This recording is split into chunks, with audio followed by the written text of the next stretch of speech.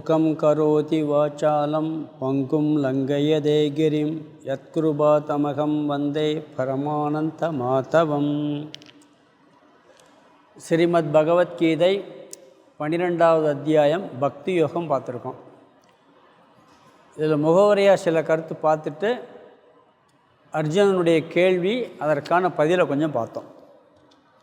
முகவரியில் பக்தியின் லட்சணம் என்ன, பக்தி ஏற்பட காரணம் என்ன, பக்தியினால் வரக்கூடிய பலன் என்ன. ஏன்னா அந்த பக்தியை பற்றி முதல்ல ஒரு இன்ட்ரடக்ஷன் இருந்தால் தான் பிறகு இதை பற்றி இருந்தால் தான் சரியாக உள்ளே புரிஞ்சுக்கிற முடியும். ஏன்னா பக்தியை பற்றி நிறைய குழப்பங்கள் இருக்குது. பிறகு அதில் விசேஷ லட்சணம் சாமானிய லட்சணம்னு பார்த்தோம். பக்தியினுடைய லட்சணத்தில் சாமானியமான லட்சணம் சொன்னால் பொதுவாக எல்லாரும் கடவுளை கும்புறது, கடவுள் இருக்கார் நம்புறது, அவரை வழிபடுவது, கடவுள் இருக்கார் நம்புறது, அவர் மேலே நம்பிக்கை வைக்கிறது, பிறகு அவர் எல்லாத்தையும் நம்மளுக்கு கொடுப்பார் நம்புறது, சிரத்தையோடு இருக்கிறது, இதெல்லாம் சாதாரணமாக எல்லாரும் வழிபடக்கூடிய ஒரு வழிபாடு. இது சாமானிய லட்சணம். பிறகு பக்தி விசேஷ லட்சணங்கிறது இங்கே சொல்கிறார். அதில் 5 படிகளாக சொல்லி சிறப்பாக விசேஷ லட்சணம்லாம் சொல்ல போகிறார். அதுதான் நம்ம இங்கே பார்க்க போகிறோம். பக்தியினுடைய படித்தரங்கள் 11வது அத்தியாயத்தில் விஸ்வரூப லட்சணம் பார்த்தோம். அதெல்லாம் பக்தியில் சகுன வழிபாட்டில் ஹையஸ்ட் விஸ்வரூப தரிசனங்கிறது. இப்படி 5 படித்தரங்கள் சொல்ல போகிறார் பக்தியை பற்றி. அதுதான் நம்ம இதில் உள்ள விசேஷமான லட்சணம் பக்திக்கு. அதெல்லாம் உள்ளே போய் பார்க்க போகிறோம்.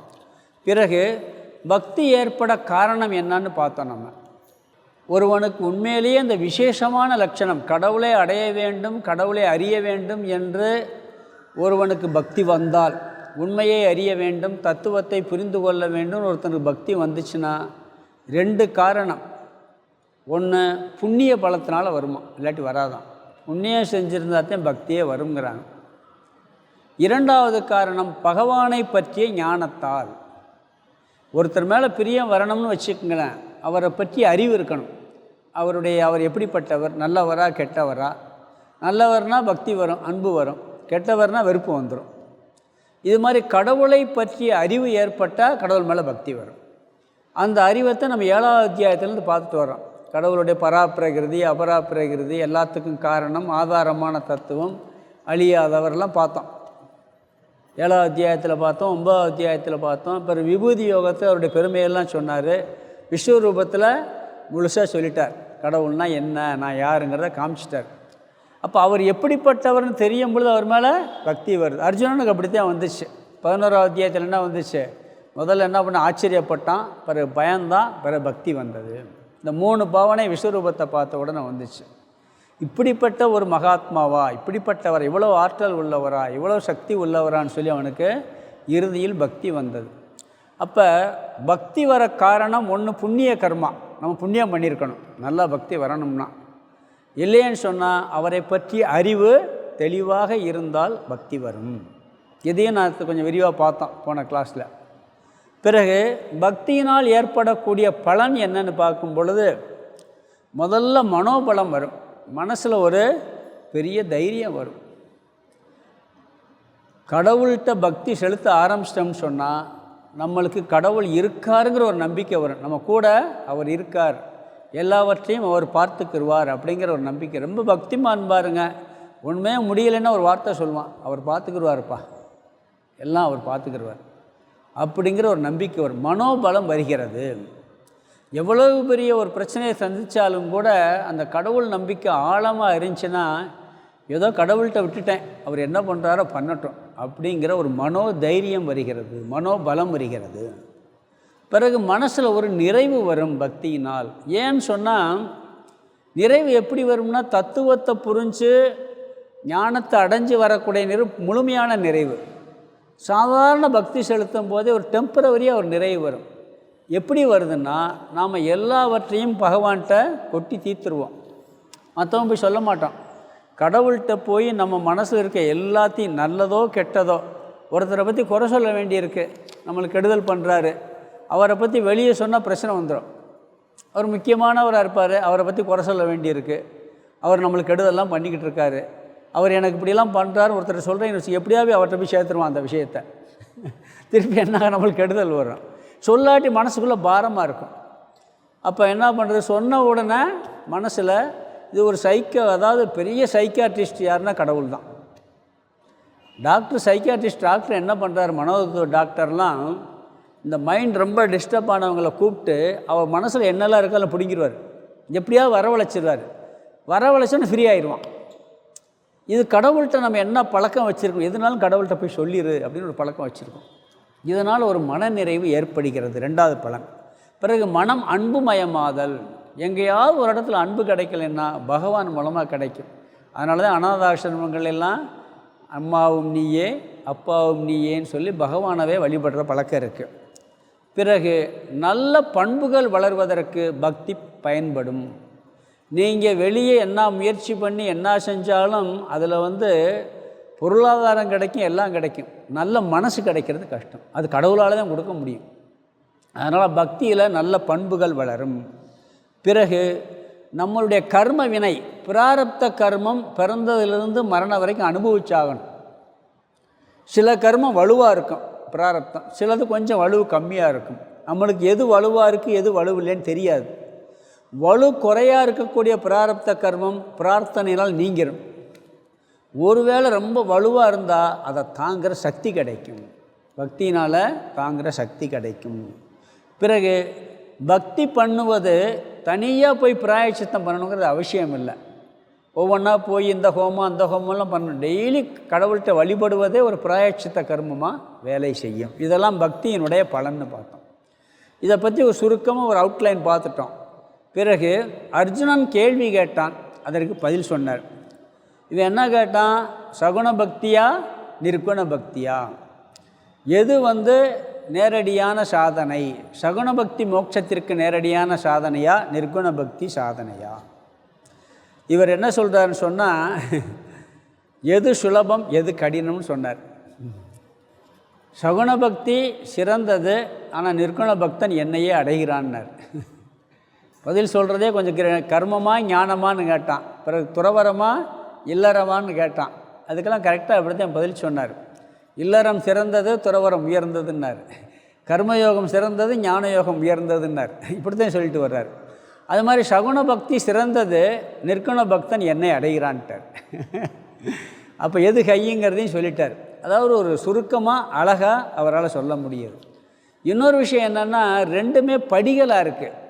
சாதனையில் அன்றைக்கி சொன்ன உதாரணம், கிரிக்கெட் வீரர் சிறந்ததா ஃபுட்பால் வீரர் சிறந்தான்னு கேட்கவே முடியாது, தப்பு. ஒரு கிரிக்கெட் வீரரில் 2 பேர் எடுத்து இந்த வீரரா அந்த வீரரான்னு கேட்கலாம். இதையும் அதையும் கம்பேர் பண்ணி கேட்க முடியாது. இது ஒரு ஸ்டேஜ், அது ஒரு ஸ்டேஜ், ரெண்டுமே தேவைங்கிறதே பதிலாக இருந்தது. இதை நம்ம பார்த்தோம். பிறகு சகுண பக்தன் யார், நிர்குண பக்தன் யார் அப்படிங்கிறதுல, சகுண பக்தன்கிறவன் ஒரு வடிவமாக கடவுளை வழிபடுபவன். அதில் 4 படி இருக்குது. கடவுளை வழிபடுறதுலே 4 படி இருக்குது. பிறகு ஞான பக்தன்கிறவன் ஒரே ஸ்டெப்பு தான், அது 5வது படி. இந்த சகுண வழிபாடு உருவ வழிபாட்டில் 4 படிகள் இருக்கிறது. இதில் உயர்ந்த படி விஸ்வரூப பக்தி. போன கிளாஸில் பார்த்தோம்ல, விஸ்வரூப தரிசன யோகத்தில் பார்த்தது. எல்லாவற்றையும் கடவுளாக பார்க்கறது சகுன வழிபாடு தான். ஆனால் அது இருக்கிறதுலையே உயர்ந்தது. இவனுங்களுக்கெல்லாம் சகுன வழிபாட்டில் இருக்கிறவங்களுக்கு இந்த உலகம் மித்தியாவா சத்தியவா உண்மையா பொய்யா அதெல்லாம் தெரியும். கடவுள் இருக்கார், அவரை கும்பிடணும் அப்படிங்கிறத முக்கியமான நோக்கமாக இருக்கும். இதில் விஸ்வரூப பக்தன் மேலானவன்.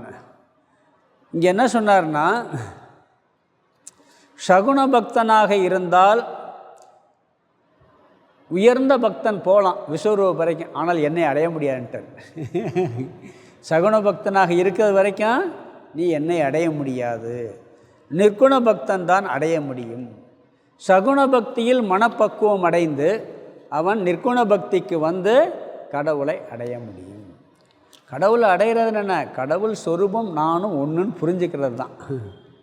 எங்கேயோ போய் விஷ்ணு லோகத்துலேயோ சிவலோகத்துலேயோ போய் அங்கே போய் நம்ம சேர்றது கடவுளை அடைகிறதுங்கிறது நம்ம கருத்தத்தில் இங்கே வேதாந்தத்தில் சொல்கிறதில்ல. ஏன்னா அது நிறைநிலைன்னு நம்ம சொல்கிறது. ஓரளவுக்கு அங்கே போய் அங்கே மோட்சம் கிடைக்கலாம். 8வது அத்தியாயத்தில் பார்த்தேன் கிரம முக்தின்னு சொல்லி. அங்கே போனி திரும்பி வந்தவரெலாம் இருக்கார். சுந்தரர் திரும்பி வந்திருக்கார், சிவலோகம் போய் திரும்பி வந்திருக்கார். ஆனால் பகவானோடு அப்படியே சமஷ்டியில் கலக்கிறது மோட்சம், நிறைநிலை. இது ஞான பக்தியால் தான் கிடைக்கும், நிர்குண பக்தியால் தான் கிடைக்கும். கடவுள் நேராக காட்சி கொடுக்கறது ஒரு படி தான், இல்லைன்னு சொல்லலாம். ஆனால் அதுவே உயர்ந்த நிலை அல்ல. அவருடைய தத்துவத்தை புரிந்து கொள்வது தான் உயர்ந்த நிலை. காட்சி கொடுத்த பிறகு அவங்க உலகத்தில் இருக்காங்க, வாழ்கிறாங்க, பிறகு அந்த லோகத்துக்கு போகிறதாகலாம் பார்க்குறோம். ஆனால் இங்கே ஞான பக்தன், நிர்குண பக்தன் உயர்ந்தவன். இந்த நிர்குண அறிவை எப்படி பெறுறதுன்னா, இதற்கு ஒரே ஒரு கருவி குரு சாஸ்திரம்தான். இதை பற்றி கொஞ்சம் தெரிஞ்சுக்கணும். சகுன வழிபாடு, கடவுள் வழிபாடு நிறைய பிரித்து சொல்ல போகிறாங்க, பார்க்க போகிறோம். நிர்குண பக்தன் அப்படின்னு சொல்லும் பொழுது கடவுளை பற்றிய அறிவை அடைதல். நம்மை பற்றி அறிவு அடைஞ்சிருக்கோம், கடவுளை பற்றி அறிவு அடையும் போது ரெண்டும் ஒன்றுங்கிறது புரியும். நம்மளுடைய ஆதார தத்துவம், கடவுளுடைய ஆதார தத்துவம் ஒன்றுங்கிறது புரியும். இந்த உலகம் பொய், காட்சிக்கு இருக்கு, உண்மையில் இல்லை. இதற்கு ஆதாரமான ஒரே தத்துவம்தான் உண்மையில் இருக்கிறது என்ற அறிவை பெறுவதற்கு ஒரே வழி குரு சாஸ்திரம்தான். தியானம் பண்ணியோ ஜபம் பண்ணியோ அதை அடைய முடியாது. நல்லா நீங்கள் வருஷக்கணக்காக தியானம் பண்ணலாம், சித்தி கிடைக்கும், பெரிய ஆற்றல் கிடைக்கும், தவத்தினால பெரிய ஒரு சக்தியெல்லாம் உங்களுக்கு கிடைக்கும், மன தூய்மையாக மனப்பக்குவம் கிடைக்கும். ஆனால் இந்த அறிவை பெறுவது குருட்ட கேட்டுத்தான் பெற முடியும். இதை ஞானத்தை கேட்கும் பொழுது கிருஷ்ணர் ஏன் இவ்வளோ விளக்கம் சொல்லணும்? தலையில் கையை வச்சு உனக்கு எல்லா ஞானம் வந்துடட்டும், கடவுள் தானே, முடிச்சுட்டு போயிருக்கலாமே, அவர் போயிருக்கலாம்ல. அப்படி கடவுள் அவதாரம் தானே, முடியாது எதுவும் இருக்கா? ஆனால் கேட்குறான், பதில் சொல்கிறார். எல்லா சாஸ்திரம் பாருங்கள், சிஷ்யன் கேட்பான், குரு பதில் சொல்வார். நம்மளுக்கு வேதாந்தத்தில் உபனிஷதங்கள் பூரா, கடோபனிஷத்தில் யமதர்மராஜாட்ட நசிகேதன் கேள்வி கேட்பான், அவர் பதில் சொல்வார். இதுக்கு ஒரே பிரமாணம், அறிவை கொடுக்கும் கருவி குரு சாஸ்திரம். பகவான் என்ன படைச்சிருக்காருன்னா, ஒரு விஷயத்தை தெரிஞ்சுக்கிறதுக்கு ஒரு கருவி தான் நம்மளுக்கு கொடுத்துருக்காரு. இப்போ இது என்ன வர்ணம்னு தெரிஞ்சுக்கிறேன்னு வச்சுக்கோங்களேன், கண்ணை தவிர வேறு எதனாலும் இது என்ன வர்ணம் தெரிஞ்சுக்கிற முடியும்? காதுனால் தெரிஞ்சுக்கிற முடியுமா? இல்லை நாக்குனால் தெரிஞ்சுக்கிற முடியுமா? தொட்டு பார்த்து இது என்ன வர்ணம் தெரிய முடியுமா? தெரிய முடியாது. இது என்ன வர்ணம் என்று அறிவதற்கு ஒரே ஒரு கருவி கண்ணு தான். இது என்ன சுவைன்னு அறிவதற்கு நாக்கு தான் கருவி. காதுனால் சுவையை அறிய முடியுமா? நான் என்ன பேசுகிறேன்னு கேட்குறதுக்கு காது ஒன்று தான் கருவி, வேறு கருவி கிடையாது. ஒரு விஷயத்தை அறிய 5 விஷயம் இருக்குது, 5 பூதங்கள் 5 விஷயம் இருக்குது. சுவை, ஒளி, ஊறு, ஓசை, நாற்றம் என்று 5 வகை தெரிவான் கட்டே உலகுங்கிறார். இந்த 5 விஷயங்களுக்கு 5 பூதங்கள்லேருந்து 5 விஷயம் இருக்குது. ஆகாசத்தில் சப்தம், வாயுவில் தொடு உணர்வு, நாக்கில் சுவை, கண்ணில் வர்ணம், இப்படிலாம் இருக்குது. லைட், ஒளி, இதெல்லாம் அந்தந்த கருவி அதைத்தான் அறியும், வேறு எதாவது அறியவே அறியாது. அது மாதிரி இந்த ஞானத்தை பெறுவதற்கு பகவான் கொடுத்துருக்க ஒரே கருவி குரு சாஸ்திரம். வெறும் குருவினாலே அறிய முடியாது, வெறும் சாஸ்திரத்தினாலே அறிய முடியாது. குரு சாஸ்திரத்தில் இருக்கிற விலைக்கு சொல்லணும். ஒரு கேசட் இருக்குது, அந்த கேசட்லாட்டி பென் ட்ரைவ்னு வச்சுக்கிறலாம். அதில் எல்லா விஷயம் இருந்தாலும் அது அப்படியே நம்மளுக்கு அறிவை கொடுக்குமா? அந்த கேசட்டில் டேப் ரெக்கார்டு வேணும். அது கேசட்டில் இருக்கிறதையும் படிக்கும். குருநாதர் எப்படி சொல்லணும்னா, சாஸ்திரத்தில் இருக்கிறதையும் சொல்லணும். இவர் நானாக கண்டுபிடிச்சேன்னு சொன்னால் அந்த குருநாதரை கேட்கக்கூடாதுன்றாங்க. வேதத்தில் இப்படி சொல்லியிருக்கு, கீதையில் இப்படி சொல்லியிருக்கு, பகவான் இப்படி சொல்லியிருக்காருன்னு சொல்லி அதை விளக்குனா அவர்கிட்ட கேட்கலாம். நான் தியானம் பண்ணேன் உன்னை கண்டுபிடிச்சேன்னா தோஷம் வரும், அதில் தப்பு வரும். அப்போ இந்த அறிவை பெறுவதற்கு ஒரே ஒரு கருவி குரு சாஸ்திரம். பிரமாணம் சொல்லுவோம், கருவின்னு அர்த்தம். எப்படி சப்தத்தை கேட்பதற்கு காது மட்டும் கருவியோ அது மாதிரி இதை புரிஞ்சு கொள்வதற்கு குரு சாஸ்திரம். சுவைக்கு நாக்கு மட்டும். சயனைடு இருக்குது பற்றியா, சயனைடு அது எப்படி டேஸ்ட்டாக இருக்குன்னு யாருக்கும் தெரியாதான். ஏன் தெரியுமா? சாப்பிட்டோன்னு இறந்து போயிடுவார், அதை சொல்கிறதுக்கே இருக்க மாட்டார். சயனைடு டேஸ்ட் யாருக்கும் தெரியாதான். ஏன்னா நாக்கில் வச்ச உடனே ஆள் க்ளோஸ் ஆகிடுவார். ஏன்னா வேறு எதுனாலும் தெரிஞ்சுக்கிற முடியாது, நாக்கிலேயும் தெரிஞ்சுக்க. நாக்கில் வச்சாச்சு என்னாச்சு, முடிஞ்சு போச்சு. எப்படி சுவையை சொல்ல முடியும்? சயனைடு சாப்பிட்டா மட்டும் பிழைக்க வழியே இல்லைம்பாங்க. நாக்கில் வச்சாலே போதுமா, அந்த உமிழ்நீர் ஒரு சொட்டு உள்ளே போச்சுன்னா முடிஞ்சு போச்சு. அது எப்படி இருக்குன்னு சொல்கிறதுக்கு யாருனாலையும் சொல்ல முடியாது, சுவையை சொல்ல முடியாதுன்னு சொல்லுவாங்க. இங்கே இந்த மாதிரி அறிவை பெற்று கடவுளை அறிந்து கடவுளும் நானும் ஒன்று என்று சொல்வது ஞான பக்தி. இதற்கு முதல்ல 4 படி இருக்குது, அதை கடந்து வர வேண்டும் அப்படிங்கிறார். அப்போ சகுண பக்தி சிறந்ததா நிர்குண பக்தி சிறந்ததான்னு கேட்டால், சகுண பக்தி சிறந்தது. நிர்குண பக்தன் என்னை அடைகிறான். நீ சகுண பக்தியிலிருந்து நிர்குண பக்திக்கு வந்து என்னை அடைய வேண்டும். இந்த சகுண பக்திங்கிறது ஃபஸ்ட்டு ஸ்டெப்பு, நிர்குண பக்திங்கிறது செகண்ட் ஸ்டெப். இந்த சகுண பக்தியில் 4 படி சொல்ல போகிறார், நிர்குண பக்தியில் 1 படி சொல்ல போகிறார். அதை பற்றி இப்போ நான் விரிவாக பார்க்கலாம். பக்தி யோகம் என்பது இந்த 4-5 சாதனையை சொல்கிறார், 5 படிகளை சொல்ல போகிறார். அது தனியாக ஒரு சாதனை இல்லை, எல்லா சாதனைகளிலும் ஊடுருவி இருக்கக்கூடிய ஒரு பாவனை, ஒரு விதமான பாவனை பக்தி. கர்மயோகத்துலேயும் பக்தி இருக்குது. இங்கே சொல்கிறார், கர்மயோகத்தை 2ஆக பிரித்து அது கர்மயோக பக்தின்றார். நிஷ்காமிய கர்மயோக பக்தி, காமிய கர்மயோக பக்தின்னு சொல்லி 2ஆக பிரிக்கிறார். உருவ வழிபாடு, உபாசனா வழிபாடை அதாவது ஒரு உருவ வழிபாடு, பிறகு விஸ்வத்தெல்லாம் வழிபாடு பண்ண அதை 2ஆக பிரிக்கிறார். சகுனத்தை மொத்தம் 4ஆக பிரிச்சுட்டு பிறகு 1 ஞான பக்தி, அதுவும் பக்திங்கிறார்.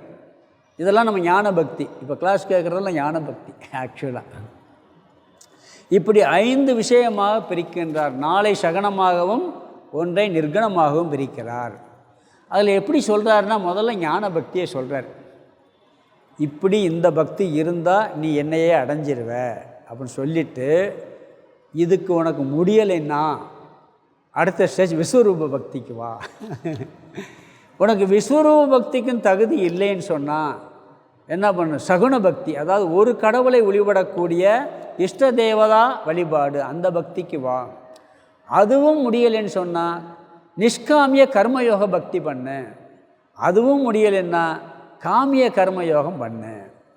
இப்போ மேலேருந்து கீழே இறங்கி வர்றார். ஃபஸ்ட்டு கீழே இருக்கனால காமிய கர்மயோக பக்தி, அதுக்கடுத்து நிஷ்காமிய கர்மயோக பக்தி, அடுத்தது ஒரு விஷ்ட தேவதா வழிபாடு பக்தி, பிறகு விஸ்வரூப வழிபாடு பக்தி, கடைசி ஞான யோக பக்தி. இப்படி 5 சொல்கிறார். இறுதிப்படியை சொல்லி படிப்படியாக இறங்கி வந்துக்கிட்டே இருக்கிறார் இவர். இதுக்கு தகுதி இல்லைன்னா இது அப்படிங்கிறார். முதல்ல ஞான யோக பக்தியை சொல்கிறார். நிர்குண பக்தி அதுதான் இறுதி நிலை. அங்கே என்ன சொல்லுவாங்கன்னா, அந்த பக்தியில் முதல் பாயிண்ட் என்னென்னா, நாம் காண்கின்ற காட்சி எல்லாமே உண்மை இல்லைன்னு வரும், நித்தியா. கடவுளை வழிபடுறோம், காளியை. ராமகிருஷ்ணர் சொல்கிறார், அவர் காளியை வழிபட்டு காளியினுடைய காட்சிக்காக ஏங்கி ஏங்கி தைப்பார். முகத்தெல்லாம் போய் தரையில் தேய்ப்பார், இன்னும் காட்சி கொடுக்கலேன்னு சொல்லி. பிறகு காட்சி கொடுக்கும், காட்சி கொடுத்தா பின்னாடியே போவார், செய்வார். எல்லா கடவுளையும் காட்சி பண்ணிட்டு பிறகு என்ன சொல்கிறார் தெரியுமா? தோத்தாபுரி அத்வைத ஞானத்தை போதித்த பிறகு, நான் காளியுடன் பேசியது எப்படி இந்த பேசுகிறது பொய்யோ அது மாதிரி அப்பயும் பேசுகிறது பொய்தேங்கிறார். இந்த உலகம் மித்தியான்னு சொல்லும் பொழுது நான் காளி காட்சி கொடுத்தது மித்தியாங்கிறார். நான் உங்கள்கிட்ட பேசிக்கிறது உண்மைன்னா காளி காட்சி கொடுத்தது உண்மை, ஆனால் இது மித்தியான்னு சொல்லும்போது அதுவும் மித்தியாங்கிறார். ராமகிருஷ்ணரே சொல்கிறார் அந்த வார்த்தையை. எங்கே? நிர்குண பக்தி வந்த பிறகு, அத்வைத வேதாந்தத்தை தோதாபுரி உபதேசம் பண்ண பிறகு சொல்கிறார். ஏன்னா அது ரொம்ப கடினம், கடைசியாகத்தான் முடியும்.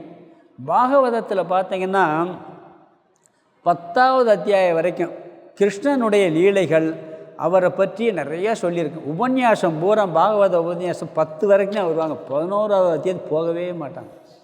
ஏன் தெரியுமா? அங்கே நிர்குண பக்தியை சொல்கிறார் அவர். பகவானுடைய சொரூபத்தை சொல்கின்றார். அங்கே நிர்குண கடவுளை பற்றி பேசுகின்றார். கடவுள் கிருஷ்ணர் என்ன சொல்கிறார்? என்னுடைய சொரூபம் நிர்குண சொரூபம் சொல்லி 11வது அத்தியாயத்தில் கொண்டு போகிறார். அதனால் அந்த பாகவத உபன்யாசம் பண்ணும் அந்த அதுங்க வரவே மாட்டாங்க அந்த டாப்பிக்கை. ஏன்னா அது கஷ்டம், அது புரியாது. இந்த உத்தவ கீதையெல்லாம் அதில் தான் வருது. இதில் இந்த 11வது அத்தியாயத்தில் இப்போ நாங்கள் அந்தர்யோகத்தில் அதை எடுத்துக்கிட்டு இருக்கேன்.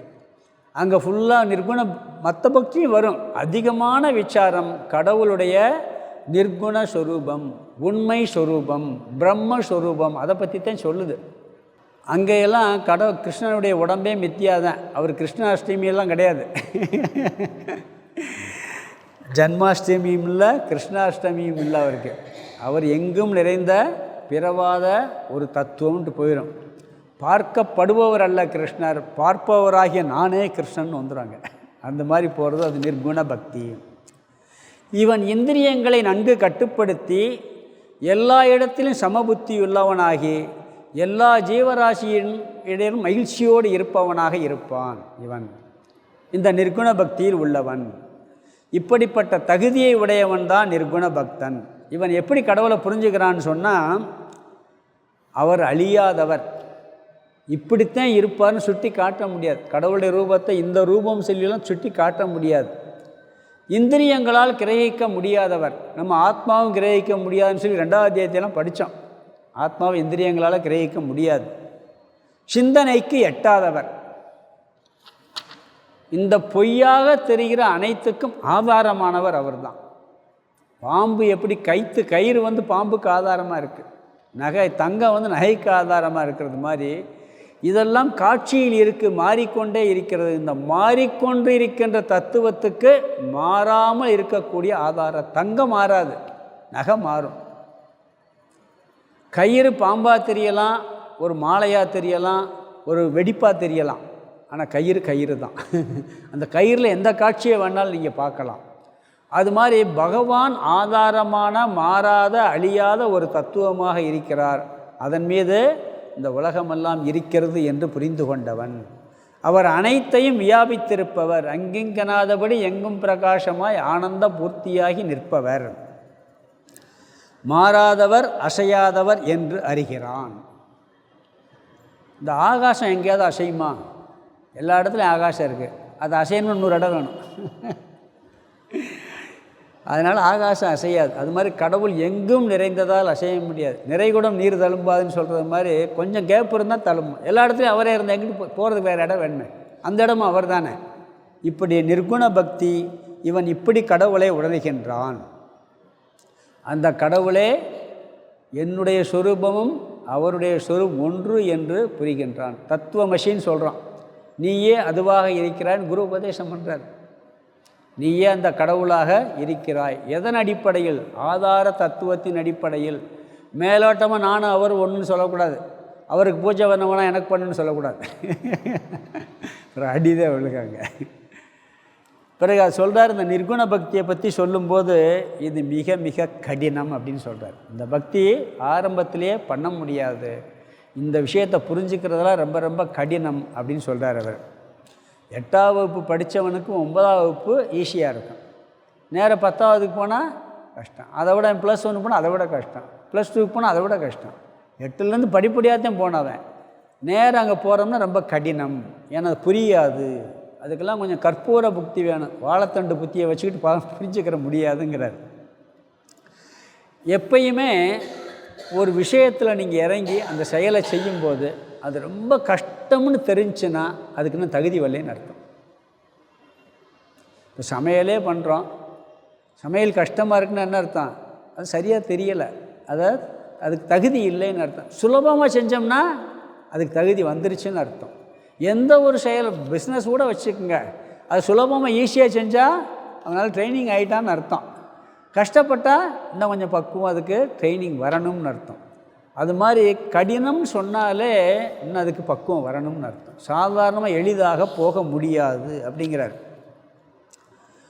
நீட் தேர்வில் நல்ல மார்க் வாங்கி எம்பிபிஎஸ் ஒருத்தர் படிக்கிறார். அவனுக்கு எம்பிபிஎஸ் கஷ்டமாக இருக்குமா? அவனுக்கு அவ்வளோ கஷ்டமாக இருக்காது. ஒருத்தர் மந்திரி கோட்டாவில் போய் வாங்கி படிக்கிறார். அவருக்கு எப்படி இருக்கும்? அவர் கஷ்டமாக தான் இருக்கார். முறையாக போனால் அது மாதிரி என்ன சொல்கிறாரு, சகுண பக்தியிலேருந்து நிர்குண பக்திக்கு போனால் ஈஸியாக இருக்குது. அதுக்கு அதிக முயற்சி தேவை அப்படிங்கிறார். அதாவது ஒரு வியாபாரமே ஒருத்தர் பண்ணுறாரு. அப்பா வியாபாரியாக இருப்பார், தாத்தா வியாபாரியாக இருந்து பையன் நல்ல ட்ரைனிங் எடுத்தான்னு வச்சு அந்த பிஸ்னஸ் அழகாக கொண்டு போய்கிட்டு இருப்பான். புதுசாக ஒருத்தன் உள்ளே போனான்னு எப்படி இருப்பான்? ரொம்ப கஷ்டமாக இருக்கும். நிறைய சோதனைகளை சந்திப்பான். பிறகு தான் விழுந்து எடுத்து வர முடியும். அப்போ அது தகுதி இல்லைன்னு அர்த்தம். தகுதியோடு பண்ணால் ஈஸியாக இருக்குது. அதனால தான் சொல்லுவாங்க, திடீர்னு ஒருத்தருக்கு செல்வம் மொத்தமாக ஒரே நாளில் வந்துருச்சுன்னு வச்சுக்கோங்களேன், ஒன்றும் பண்ண முடியாது, கீழே போயிடுவான். கொஞ்சம் கொஞ்சமாக சம்பாரிச்சு வந்து அதில் போனான்னா நல்லா வந்துடும். எங்கள் ஊரில் ஒருத்தருக்கு லாட்ரி சீட்டு விழுந்துச்சு, திடீர்னு ஒன்றுமே இல்லாதவருக்கு. அப்போ அந்த காலத்தில் 40 வருஷத்துக்கு முன்னாடி 16 லட்ச ரூபா ஃபஸ்ட்டு பெருசாக போட்டாங்க. 1 லட்சத்துக்கு 16 லட்சம் மாற்றினாங்க. விழுந்துச்சு, அதை வாங்கினார் இதை வாங்கினார், 2 வருஷம் டோட்டலாக காலி வந்துட்டு போயிட்டார். ஏன்னா தகுதி இல்லை, அந்த பணத்தை வச்சு பண்ணக்கூடிய தகுதி இல்லை. இதுக்கு தகுதியோடு பணத்தை போக முடியலாட்டி மிக மிக கடினம்ங்கிறார். கங்கோத்திரி போகிறோம், கைலாஷ் யாத்திரை போகிறாங்க, ஈஸியாக நீ போயிருன்னு சொன்னால் தயார் நிலையோடு போக மாட்டான். அதுக்கு எவ்வளோ கஷ்டம்லாம் சொல்லணும், சொன்னாத்தான் அதுக்கு வேண்டிய ஏற்பாடோடு போய் சேருவான், இல்லாட்டி போயிட்டு கஷ்டப்பட்டுருவான். அதனால் இங்கே இது கடினம், கவனமாக போக வேண்டும் அப்படிங்கிறார். இப்படி பகவானை முழுவதும் புரிந்து கொள்வது நிர்குண பக்தன். இதை ஹையஸ்ட் நிலை. இப்படி புரிஞ்சிட்டேன்னா தத்துவத்தை புரிஞ்சு கடவுள்னா யார், உலகம்னா என்ன, எப்படி அவர் இருக்கார், நம்மளுடைய சொரூபம் என்னன்னு புரிஞ்சுக்கிட்டால் அது நிறைநிலை. அது எல்லாராலும் முடியாது, கடினம். முடியலைன்னா அடுத்து கீழே கொஞ்சம் வாங்குறார். இதுக்கு முடியலைன்னா விஸ்வரூப பக்தி. அடுத்த பக்தி என்னது? விஸ்வரூப பக்தி. இது 4வது படி. 5வது படி தான் ஞான யோகம், 4வது படி விஸ்வரூப பக்தி. இது இந்த உபாசனா பக்தியில் ஹையஸ்ட். அதுக்கடுத்து கீழே ஒன்று இருக்குது, அது ஒரு கடவுளை வழிபடுறது. இந்த உபாசனா பக்தியில் 2 இருக்குது. பக்தியில் ஒன்று எல்லாவற்றையும் கடவுளாக வழிபடுவது விஸ்வரூப பக்தி, ஒரு உருவத்தில் வழிபடுறதும் பக்தி தான், அது சகுன பக்தி தான். இந்த உருவ வழிபாட்டிலேயே ஒரு உருவத்தை வழிபடுவது, பிறகு உலகம் பூரா எல்லாவற்றையுமே கடவுளாக பார்த்தல். ஞான பக்தி இல்லை என்றால் அதற்கு கஷ்டம்னா, நீ இந்த உலகம் எல்லாவற்றையும் கடவுளாக பார். 11வது அத்தியாயம் அதுதான். 11வது அத்தியாயம் என்ன பார்த்தோம்? விஸ்வரூப தரிசனம்ங்கிறது என்ன? இந்த பிரபஞ்சம் அனைத்தையும் இறைவன் சொரூபமாக பார்த்தல். மாயிகம் விஸ்வரூபத்தை பகவான் அங்கே காமிச்சார், நேரடியாக காமிச்சார். அதுலேருந்து நாம் என்ன கற்றுக்கணும்? சாஸ்வதம் விஸ்வரூபத்தை பார்க்கணும். இந்த பிரபஞ்சத்தில் எதை பார்த்தாலும் அது அவர் தான், கிருஷ்ணர்னு பார்க்கணும். இது பக்தியில் ஹையஸ்ட்டு. இதுதான் பக்தியில் ஹையஸ்ட்டு. இது இந்த 4 பக்தி சொல்கிறாரு பார்த்தீங்களா, உருவ சகன பக்தியில். இந்த 4 பக்தியில் உயர்ந்த பக்தி விஸ்வரூப பக்தி. இவன் ஆண்டவனாகவே பார்ப்பான், அனைத்தையும் எல்லா செயலையும் ஆண்டவனுக்கு அர்ப்பணிப்பான்கிறார். இவனுக்கு பூஜை செய்கிறதும் பூஜை தான், பிஸ்னஸ் பண்ணுறதும் பூஜை தான், ஒரு கட்டடம் கட்டுறதும் பூஜை தான், பாடம் நடத்துகிறதும் பூஜை தான், எல்லாமே இவனுக்கு பூஜை தான். இவனுக்கு கோயிலில் போய் பூஜை பண்ணுறது மட்டும் பூஜை கிடையாது. இவன் அனைத்தையும், விஸ்வம் அனைத்தையுமே கடவுளாக நினைத்து அப்படி பாவனை பண்ணுறதுனால இந்த பக்தன் உயர்ந்த பக்தன். ராமகிருஷ்ண பரமஹம்சர் காளிக்கு பூவெல்லாம் பறித்து முதல்ல போட்டார், பிறகு பூவும் காளின்னு சொல்லிட்டு பறிக்க வேணான்ட்டுருவார். நம்ம அப்படி நினச்சி பறிக்காமல் இருக்கக்கூடாது, நம்ம பறித்து போட்டு தான் பண்ணணும். அந்த மனநிலை வருவது வரைக்கும். அதனால் என்ன சொல்கிறாருன்னா, விஸ்வரூப பக்தி இது எப்படி சொல்கிறதுன்னா, எல்லாவற்றையும் ஆண்டவனாக தியானிப்பது. கொஞ்சம் கஷ்டம்தான். நண்பனாக கடவுளாக பார்க்கலாம், அம்மாவை கடவுளாக பார்க்கலாம், வேறு யாரையும் நீங்கள் கடவுளாக பார்க்க சொன்னால் எப்படி பார்க்குறது? விருப்பு வெறுப்பு குறைஞ்சாதான் பார்க்க முடியும், இல்லாட்டி பார்க்க முடியாது. அந்த விருப்பு வெறுப்பு குறையிறதுக்கு தான் அடுத்த பக்தி, கீழே இருக்க பக்தி. இதெல்லாம் குறைஞ்சா விஸ்வரூப பக்திக்கு வந்துடலாம். சமபாவனை மனசில் வந்துடும். அதிகம் இருந்தால் ஆண்டவனாக பார்ப்பது கடினம். அது மட்டும் இல்லை, ஆண்டவனை பற்றிய அறிவு வேண்டும். 10வது அத்தியாயம் 11வது அத்தியாயம் புரிந்திருக்க வேண்டும். அப்போ தான் விஸ்வரூப பக்தி வரும். பிறகு 7, 9லேயும் சொல்லியிருக்கார், அது ஞான பக்தி வருது. அதில் பராபக்தி, பராப்பிரகிருதி, அபராப்பிரகிருதின்னு சொல்லுவார். கடவுளுடைய அந்த உண்மை ஸ்வரூபத்தை சொல்வார். அதாவது கடவுளை பற்றிய அறிவை அடைஞ்சு மோகத்தை நீக்கணும், வெறுப்பெல்லாம் நீக்கணும். பிறகு வைராக்கியத்தினால விருப்பையை நீக்கிறணும். இப்படி விருப்பு வெறுப்பை நீக்கணும்னு சொன்னால் விஸ்வரூப பக்தி நம்மளுக்கு எல்லாம் பார்ப்பதெல்லாம் பகவானே என்ற அறிவு வரும். அப்பொழுது பகவானை விட்டு நாம் பிரிய முடியாது. எப்போ பார்த்தாலும் பகவான் தான். இந்த புஸ்தகம் பகவான் தான், சட்டையும் பகவான் தான், எல்லாமே பகவான்னா பிறகு எப்படி பகவானை விட்டு பிரிகிறது? அனைத்தும் பகவான். உலகம், உடல், உள்ளம், உயிர் எல்லாமே இறைவன் என்று ஆழமாக பதிந்து விட்டால் நம்மால் எப்படி பகவானை விட்டு விலகி இருக்க முடியும்? உலகமும் அவர்தான், உடலும் அவர்தான், உள்ளமும் அவர்தான், பார்ப்பதெல்லாம் பகவானேன்னு சொன்னால் அவரை விட்டு எப்படி பிரிஞ்சிருக்க முடியும்? பிரிஞ்சிருக்கவே முடியாது. ஒருத்தர் ஒரு சாமிகிட்ட போய், சாமி இது கோயில் பிரசாதம் திருப்பதி லட்டு சாப்பிடுங்கன்னார்.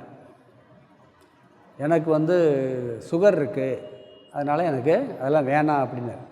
அது வேறு சாமி, இது பிரசாதம், கடவுளுடைய பிரசாதம், அதனால் நீங்கள் இதை சாப்பிடலாம் அப்படின்னு சொல்லி கொடுத்துருக்குறாரு. இந்த பாருங்கள், நான் பழைய சாப்பிட்டாலும் பிரசாதம் தான். நான் என்ன சாப்பிட்றேனோ அது எல்லாமே கடவுள் பிரசாதம் தான். இந்த லட்டு மட்டும் எனக்கு பிரசாதம் இல்லைன்ட்டார். இது எப்படி இருக்குது? இன்னும் சில பேர் இருக்காங்க, எப்படி தெரியுமா? டாக்டர் ஸ்வீட் சாப்பிடக்கூடாதுன்னு இருப்பார். இவர் போய் கோயில் போய் பிரசாதம் லட்டு கட்டெல்லாம் வாங்கிட்டு வந்துடுவார். வீட்டில் கண்டிஷன் சாப்பிடக்கூடாதுன்னு இருப்பாங்க. இது பிரசாதம்மா, நான் சாப்பிட்டு போகிறேன். கடையில் வாங்கின லட்டை தானே சாப்பிடக்கூடாது, கோயிலில் வாங்கின லட்டு பிரசாதம். இப்படி சாப்பிட்றாலும் இருக்குது.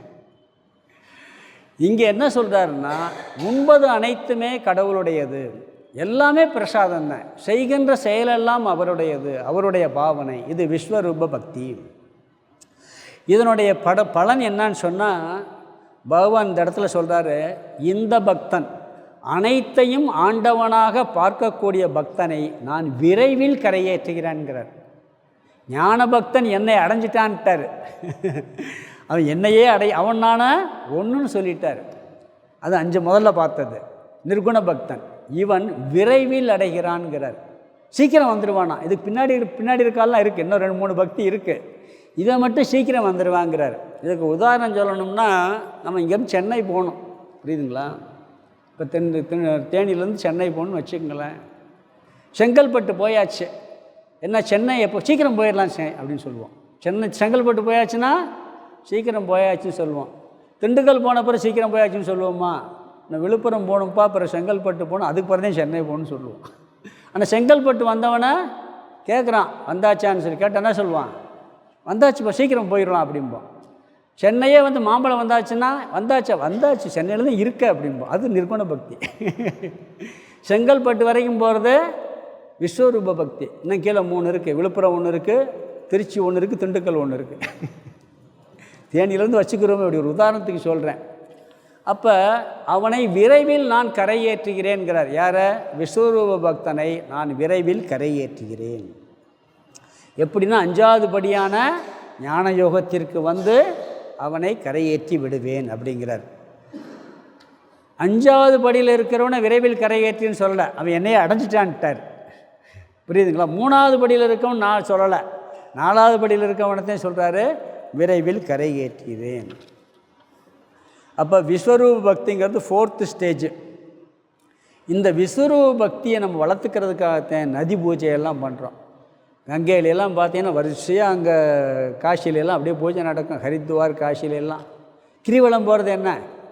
மலையவே கடவுளை நினச்சி கிரிவலம் போகிறோம். கைலாசம் என்ன? அங்கே சிவலிங்கமே மலை தான்.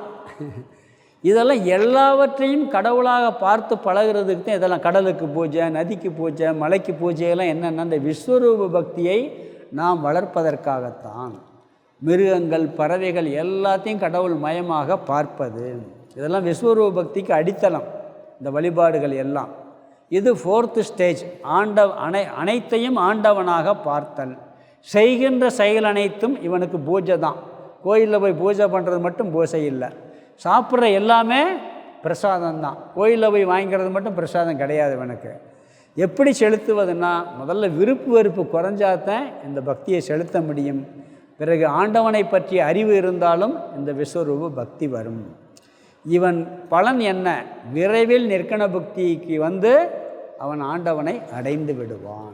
சரி, விஸ்வரூப பக்தியெல்லாம் என்னால் பண்ண முடியலை அப்படின்னு சொன்னால், அடுத்து ஏதாவது ஒரு உருவத்தில் கடவுளை பாரு. என்ன சொல்கிறாரு? ஏதாவது ஒரு உருவத்தில். உபாசனா பக்தியில் இது 3வது ஸ்டெப்பு. விசேஷமான ரூபத்தில் கடவுளை தியானிப்பது, இல்லாட்டி ஒரு நாமத்தை எடுத்துக்கிட்டு அந்த நாமத்தை மட்டும் ஜபம் பண்ணுறது. இப்படி செயலில் வெளிமுகமாக ஒரு கடவுளிடம், ஒரு உருவத்திடம் பூஜை செய்வது, பக்தி செல்வது, தியானிப்பது, ஜபம் பண்ணுவது, இது அடுத்த ஸ்டேஜ். இது கீழே. விஸ்வரூப பக்திக்கு சரியாக ஞானம் இருக்கணும். இல்லாட்டி விருப்பு குறைஞ்சிருக்கணும். இதுக்கு விருப்பெல்லாம் குறையணும்னு அவசியம் இல்லை. இவனுக்கு உண்மையிலே பார்த்தா ஒரு பக்கம் வெறுப்பும் வரும், ஒரு பக்கம் விருப்பம் இருக்கும். ரெண்டு இருக்கிறதுனால இவன் பண்ணுவான். ஏன்னு சொன்னால் ஒரு சாமி மேலே விருப்பு இருக்கும், ஒரு சாமி மேலே வெறுப்பு இருக்கும். தப்பு இல்லைன்னு சொல்கிறார் ஆரம்பத்தில். பாருங்கள், சிவனை கும்பிட்றவங்க விஷ்ணுவை கும்பிட மாட்டாங்க. சொல்லியிருக்கணும் இல்லையா, சண்டையெல்லாம் அன்றைக்கி வைஷ்ணவ சண்டையெல்லாம் வந்துச்சு. கோயில் இடித்ததுக்கு ஒருத்தர் விழுந்ததுக்கு என்ன சொன்னார், நான் மறந்துட்டீங்களா? ஸ்ரீரங்கத்தில் போய் கோயில் அடிச்சிருக்கிறார், விஷ்ணு கோயில், சிவன் கோயிலை இடிக்கும்போது ஒரு காக்கா காம்பவுண்ட் சவரில் உட்காந்து விசுக்குன்னு பறந்துருக்கு. அதிலேருந்து கல் ஒன்று கீழே விழுந்து மண்டை உடஞ்சி ரத்தம் வந்துருச்சு. ரத்தம் ஒழுகுதான். இவர் யார்? வைஷ்ணவர். இவர் விஷ்ணு பக்தர் சொல்கிறாராம், சிவன் கோயிலை இடிக்கிறதுல நீ பங்கு பத்துக்கிட்டேன்னு சொல்லி காக்கையை புகழ்ந்து ஒரு பாட்டு பாடிட்டாராம். ரத்தம் ஒழுகுதான். ஏன்னா இவருக்கு எல்லாம் விஷ்ணு தான், சிவன்னா ஒத்துக்கிறவே முடியாது. அதனால சங்கர நாராயணனா வந்துட்டார். சில பேர் சக்தியை ஒத்துக்கிடுவாங்க, சிவனை ஒத்துக்கிற மாட்டாங்க. சிலர் சிவனை ஒத்துக்கிற மாட்டாங்க, சக்தியை அதனால் அர்த்தநாரீஸ்வரரை வந்துட்டார் அங்கே. இதில் இருக்கக்கூடாதுங்கிறதுக்காக. ஆனால் ஆரம்பத்தில் இப்படி ஒரு கடவுளில் மட்டும் கான்சன்ட்ரேட் பண்ணுறது. சில பேர் பார்த்து மதுரைக்கு போனால் மீனாட்சி அம்மன் கோயிலில் தான் கூட்டம் இருக்கும், சொக்கநாட்ட கூட்டம் இருக்காது.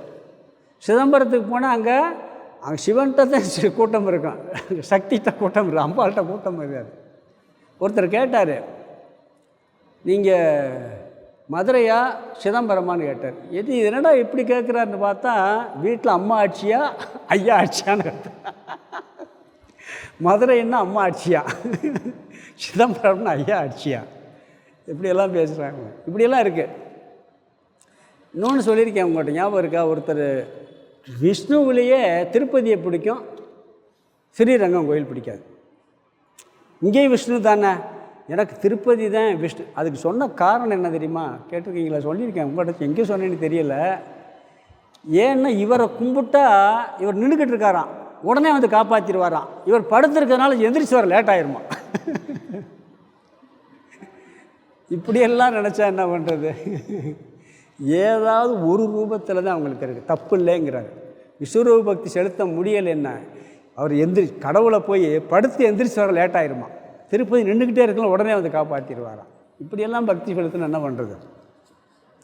அதனால் இவங்களுக்கெல்லாம் எப்படின்னா, ஒரு குறிப்பிட்ட தெய்வம் இந்த இடம் காலம் இப்படித்தான், இந்த நேரத்தில் தான் கும்பிடணும், அப்படித்தான் சொல்லுவாங்க.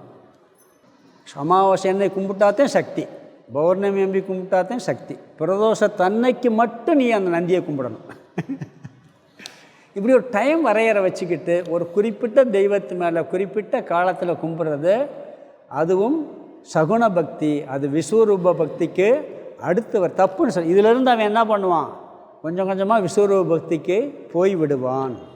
வடகால தென்கால பிரச்சனையே எவ்வளோ வந்துச்சு, அதுவே பெரிய சண்டையெல்லாம் வந்துச்சு. இதெல்லாம் அந்த குறிப்பிட்ட ரூபத்தில் மட்டும் பக்தி செலுத்துவது, இது கொஞ்சம் அடுத்து கீழான நிலை தான். இதிலேருந்து விஸ்வரூப பக்திக்கு போகிறது மேலான நிலை. இவர்கள் என்ன இவங்களுக்கு பலன் கிடைக்கும்னா, என்ன உணர்வுகளையும் அவங்க அந்த கடவுள்கிட்ட கொட்டி தீர்த்துருவாங்க. விஸ்வரூப பக்தியில் அப்படி கொட்ட மாட்டான். இவன் என்ன உணர்வு வந்தாலும் கடவுள்கிட்ட போய் எல்லாம் சொன்னோம்ல, அதாவது மனசில் ஒரு பாரம் குறையும்னு சொல்லி ஒரு பலன் பார்த்தோம் பாருங்கள் பக்தி, அந்த இவனுக்கு கிடைக்கும். ஏன்னா இவனுக்குன்னு ஒரு கடவுளை வச்சுக்கிடுவான், எனக்கு எல்லாம் அவர் தான்ப்பா, நான் அவர்கிட்ட போய் சொல்லிட்டு வந்துட்டேப்பா, அவர் பார்த்துக்கிடுவாருப்பான்றோம்.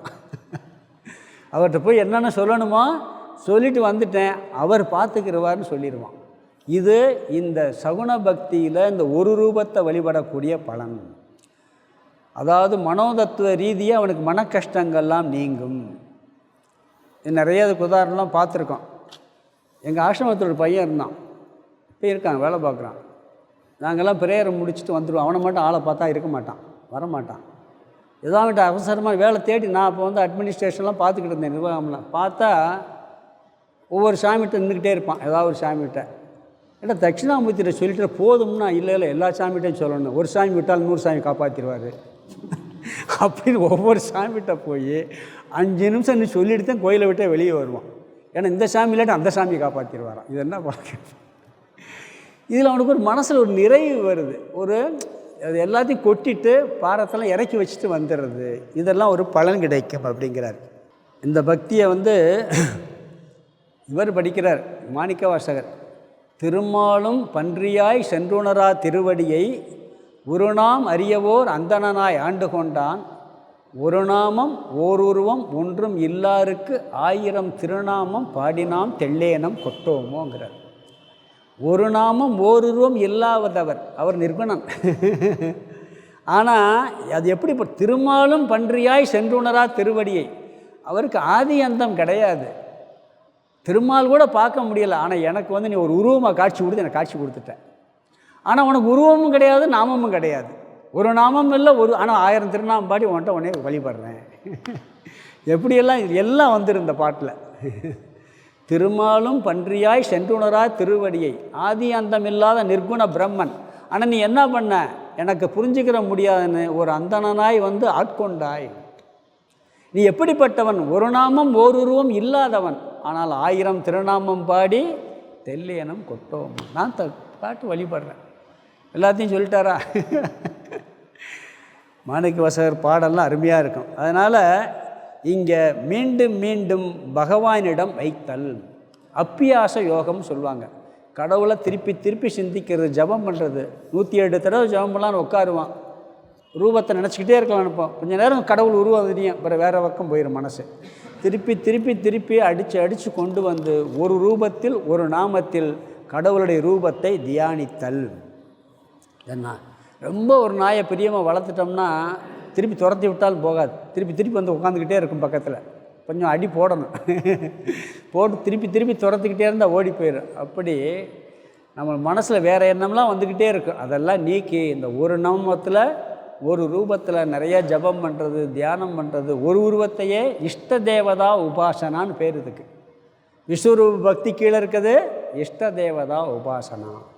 விஸ்வரூபம் செய்ய முடியலை என்றால் இஷ்ட தேவதை உபாசனையை நீ செய் அப்படின்ட்டார். பிறகு ஏதாவது ஒரு தெய்வத்தில் பக்தி, இதனால் இவனுக்கு மன உணர்வுகள் நீங்கும், மன கஷ்டங்கள் நீங்கும். பகவான் ஒரு வடிகாலாக இவனுக்கு இருப்பார். இதை தொடர்ந்து செய்யணும். ஒருவேளை இதை செய்ய முடியலைன்னா, என்னால் கோயிலில் போயில அப்படி ரெகுலராக பூஜை பண்ணி ஜபம் தியானம்லாம் பண்ண முடியாது. ஒரு ரூபத்தை கூட என்னால் சும்மா இருக்க முடியாது, ஏதாவது வேலை செய்யணும். அப்படின்னா கர்மயோக பக்தி, நிஷ்காமிய கர்மயோக பக்தி அப்படிங்கிறார். பயன் கருதாமல் செய்யக்கூடிய கர்மயோகம். கர்மயோகத்தை 2 ஸ்டெப்பாக ஆக்கிறார். ஒன்று பயன் கருதிய கர்மயோகம் ஒன்று இருக்குது.